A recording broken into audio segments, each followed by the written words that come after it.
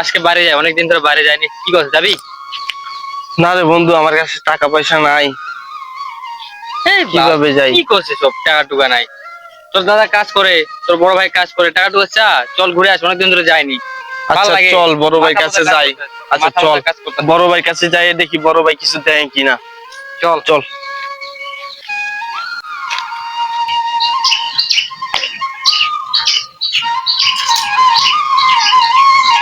ভাইয়া ভাইয়া, আমার তো পরীক্ষার ফিস দেওয়া লাগবে আজকে।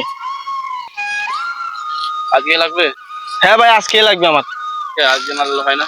না ভাই, আজকে না দিলে আমার পরীক্ষা দিতে দেবেন, আজকেই লাগবে। তারপরে বলো যে কালকে দিয়ে দেবো। না ভাই, আমি তাহলে পরীক্ষা দেবো না, আমার পরীক্ষার ফিসটা দিলে আমি পরীক্ষা দিতে দেবো না।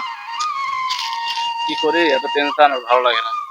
আচ্ছা তুই বলে আমার মালিককে বলবো যে টাকাটা দিয়ে দেয়। আচ্ছা ভাই, ঠিক আছে। কাটে দেয়। আচ্ছা ভাই, আমি যে বলতেছি তোমার কথা। আরে ভালো করে পড়ালেখা করিস, আচ্ছা ভাই, ঠিক আছে। ভাইয়ের কষ্টটা দেখিস। আচ্ছা ভাই।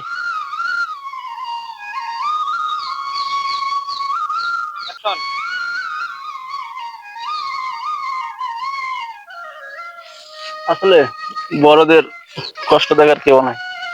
ভাবলাম টাকাটা দিয়ে ডাক্তার দেখাবো, ডাক্তার দেখা হলো না। বড়রা আল্লাহ কেন যেন বড় বানালো তা জানি না। দেখ, কষ্টটা যেন আমার সার্থক হয়, ছোটবেলায় যেন মানুষের মতো মানুষ হতে পারে, এটাই চাওয়া, আর কিছুই না।